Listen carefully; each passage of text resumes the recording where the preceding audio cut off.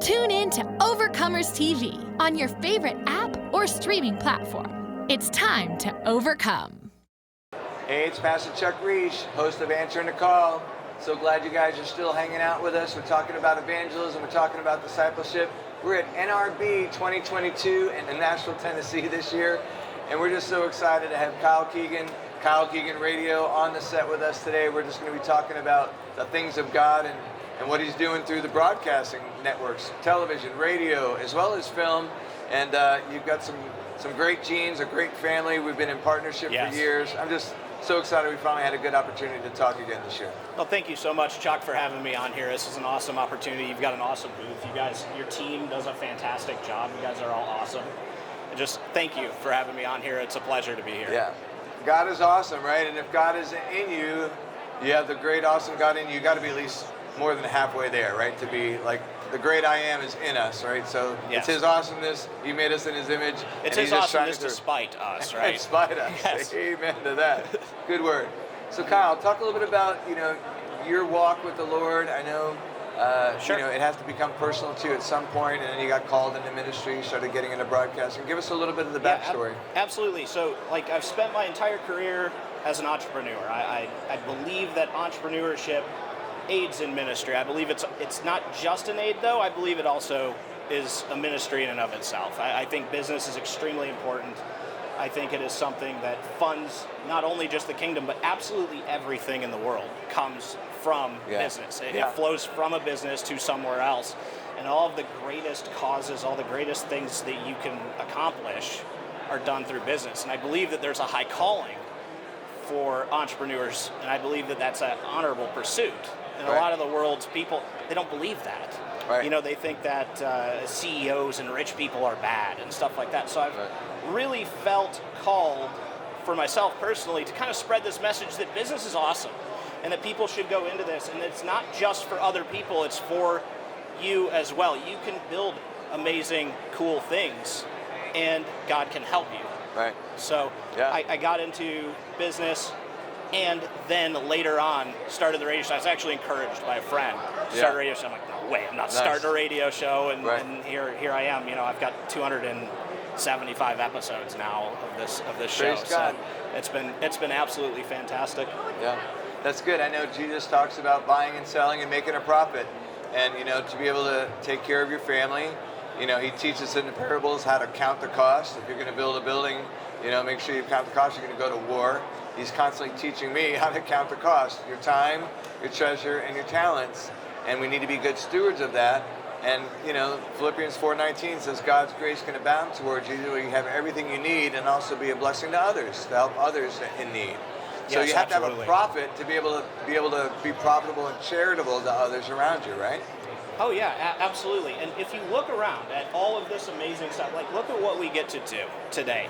And imagine 100 years ago.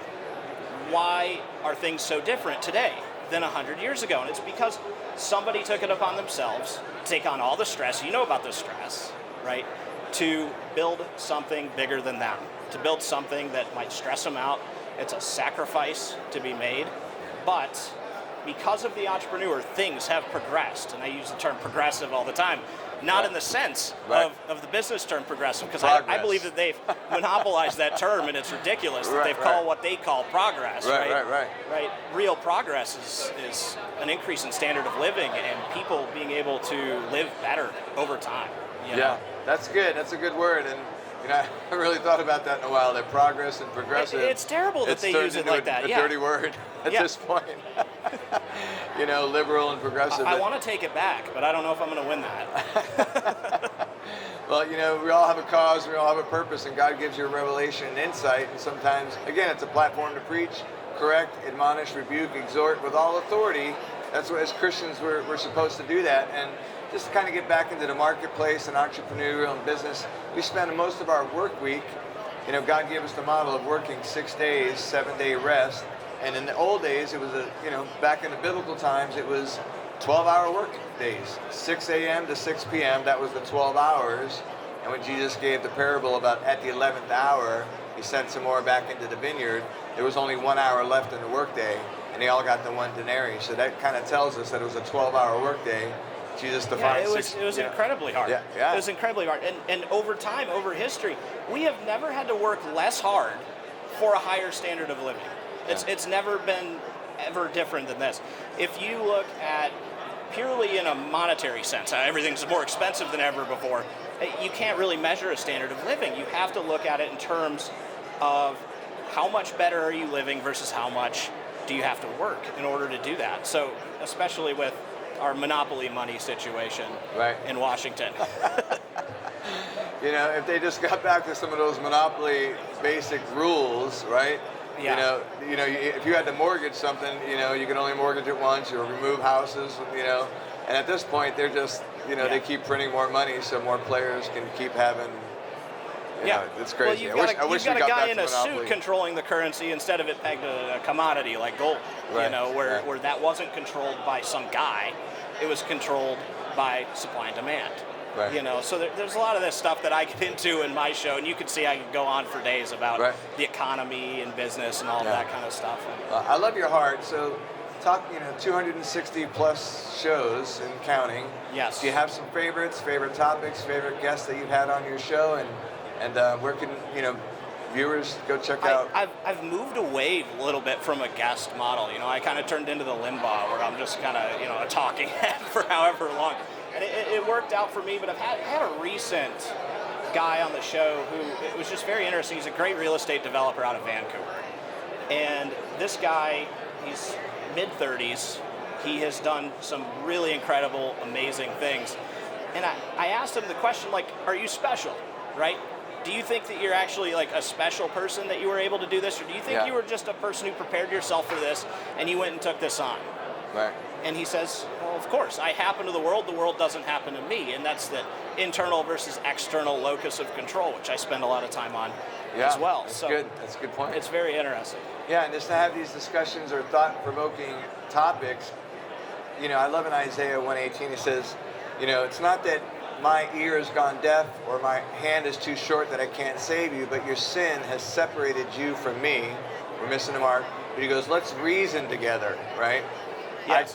Although your sins are as red as scarlet, I can make them white as snow. But I love that, let's reason together. So it's guys like you that can challenge, because, somebody makes too much money and people are offended, their, personal gain. And, so this could be a controversial topic, but if you reason and you think it through, it's absolutely biblical to be profitable and to be a blessing to others. So he told Abraham, some of these guys had a lot of stock. And, absolutely. Not stock, but, livestock, right? Right. And land, and they were wealthy. And God blessed him to be a blessing to others. Blessings flow through. And as long as you have the right perspective, it's a good thing.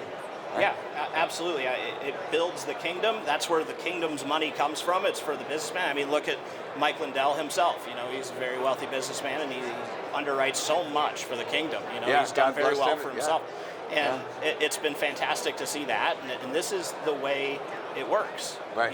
This is how everything is built. So and it's just incredible to me. I love creation, right? Yeah. Making things that weren't there. Right, it makes life better, right? Innovation, product, services, it takes time and money to do that. You mentioned Mike Lindell and Frank's speech, even launching a platform like podcasts, radios. Oh, yeah, absolutely. To make sure that we can talk about the truth and not get canceled. What's your take on cancel culture these days? What you see going on? Yeah, well, I definitely butt heads with some of the major social medias and things like that. And I know a lot of you guys do as well. Right. But not a big fan. I'm looking forward to the innovation from the entrepreneurs, really, in the future. The people who take it upon themselves to solve the problem that is this cancel culture, that is these companies being able to just cancel an entire Facebook page that's got thousands upon thousands of followers and things like that. Being able to have, I like decentralization. That's a word that gets thrown around a lot. So decentralization and cryptographic technology can make all of this a reality. You can host whatever you want and not worry that it's going to get taken down by somebody who got offended by you not being a communist. Right. Yeah. Or have a different position or a different. Right. Yeah, that's good. So with a show like yours, again, our answering the call, it's really about evangelism, discipleship. So talk about, since you've been doing this, maybe some stories on how you feel like God is using your ministry, your radio show, to evangelize and share the gospel. Absolutely. So my listenership is really like the hustle culture, mid-20s to 40, right? Guys who just want to go out there and kill it, make a ton of money and all of this kind of stuff. And I'd say that the average, I'd say half of my listeners are probably believers. I mean, maybe even less than that. But they know that I'm a Christian. They actually have no doubt that I'm a Christian. I make that a very good point in that. And I'm on a journey too, just like a lot of these guys. Like, I'm not some, master of the universe person, and I make it very clear. Like, I'm a relatable guy. I'm going through this journey. Business is hard. Business is difficult. Yeah. And, I hate the whole phrase that God doesn't give you anything that you can't handle. Of course he will. He wants you to rely on him. Amen. That's a good point. Yeah. Right. Yeah. So that's true. I make these types of points. That's good. It's that reasoning. You got that reasoning, like a John Gene. Maxwell or a Dave Ramsey or something Right. like that. It's business first. It is, but they know I'm a Christian.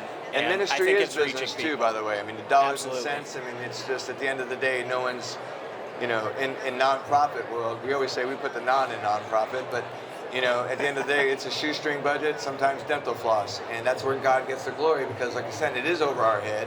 It's bigger than we can handle, and he's doing the heavy lifting, and he gets the glory for it. Absolutely. Yeah. Every time. It's all on him. It's the most impressive things I've ever done were when I relinquished control, stepped out of a comfort zone, and just kind of relied on God for that, because there's things that I've done that I'm like, I can't believe I did that. Right? And that's where the growth happens, right? Where you finally say, all right, it's yours. It's not mine anymore. I'm done, right? I can't handle this. That's good. So another thought for you, as far as business is concerned, what's your take on being unequally yoked? I know a lot of people use that for marriage, right? Being an unbeliever, but I've heard some business people saying, hey, if you're going into business and being a partner with an unbeliever and you're a believer, he's going to want to take the business in a different, you're listening to Jesus, trying to follow Jesus as he's leading your business, and partnerships with an unbeliever could just be, so what's your thoughts on, Thankfully, I've had great partners, I've had great investors in my life, and I haven't had to deal with that type of problem, but I could see, I hear horror stories. I've been a contributor on a entrepreneur forum for 10 years, and you hear horror stories of people who have butted heads with their partners, or a partner said they were going to do something and they never lived up to what they said they were going to do, and now you've already issued them stock and they're already a part of this thing, and it's just a mess, right? Yeah. So it's always a really big decision about who you're going to go into business with, right? Of course, your customers can be anybody, or your investor, if they're a silent investor, can be anybody, but somebody you're going to work with every single day, and what face you're going to put on for your company is extremely important. And I don't know about getting sued for not hiring or partnering with Christians or not. I just happen to end up working with Christians, which is fantastic. Well, that was the wisdom and discernment. You were raised right. I mean, as children, we're seeing the faith of our parents. We're watching, and then God showed up in your life. Tell us a little bit about how, if you can remember, when God really became real to you. Yeah, I mean, it is one of those moments where it just becomes too much, right? Like, I grew up in a Christian home, and went off to college and just kind of largely ignored it, really. And I know a lot of kids will do that. And then I never stopped believing, none of that kind of thing. But I realized, it's now my responsibility, right? It's no one else's responsibility to drag me to church or get any of this kind of stuff done.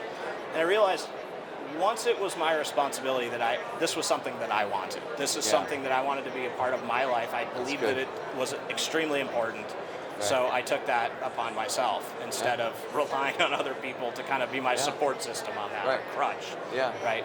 Yeah, I believe, and at times, that mustard seed of faith sometimes is really riding on the coattails of somebody else, especially in addiction. People are just so given up, and you run into somebody who has faith, and you're like, wow, they really believe, and I'm going to believe. And that's what the Samaritan woman was, right? When she dropped her buckets after meeting the Messiah, she went to Samaria and told it, come see, could this be the Messiah?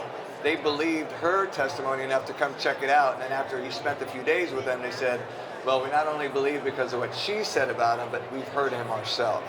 So I think they rode on her coattail of faith until they heard Jesus and met Jesus personally too. So it's just interesting how that, our faith can be contagious to the people around us, and especially in the business world, because that's the only idol Jesus brings up is mammon, is money. Out of all the Gospels, he said you can't have two masters. God and mammon, which is money.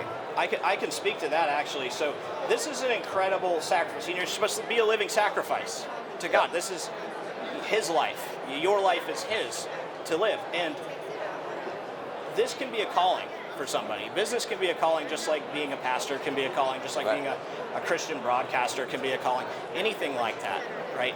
So it's important to follow that calling when God calls you to what He calls you to. And I mean, my life would have been a lot easier had I just decided to, cop out and go get a job somewhere. I went to a good college and all that kind of stuff, and I would have made more money, Right. It was a sacrifice to start business. It was a sacrifice to follow this route. And anytime I'd get discouraged or anything like that, I'd remember that this is, in fact, a calling. This was not something that I chose for myself. Right. That's good. So how can people help you, get involved with you, support you, find out more about you, Kyle Keegan? Absolutely. They can go to KeeganRadio.com. iTalkMedia.net is my company. I've got a little bit of a media company where we work with podcasters and business leaders, thought leaders, Christian leaders, and create podcasts for them. So a lot of people make other sorts of media. They'll make television media, or they make sermons. We work with a lot of churches, and we turn them into podcasts for them. So that just kind of went hand in hand with, being a little bit in that media business. So KeeganRadio.com. You can text 713-528-8219, and you can be part of my text message group. So I do that as well. And iTalkMedia, if you're interested in podcasting. So if you want to get a podcast for yourself, you can go ahead and do that. That's good. Numbers on the screen. That was awesome. That was good stuff. Hey, Kyle Keegan, thank you again so much for spending some time with us here on Overcomers TV. Absolutely, man. Thank you for answering the call. Yeah, man, we're excited. Absolutely. That's good. That's good stuff. Hey, stay tuned. We're going to get some more interviews here at NRB 2020, Nashville, Tennessee. Got some great people just in the audience. We're just super excited. Keep watching. God bless. How would you like to partner with Overcomers TV? Become a ministry partner, spreading the good news about your ministry and Jesus Christ. We're selecting ministries for upcoming episodes of Answering the Call. We can also help you produce your own show. Partnering with us is easier than you think.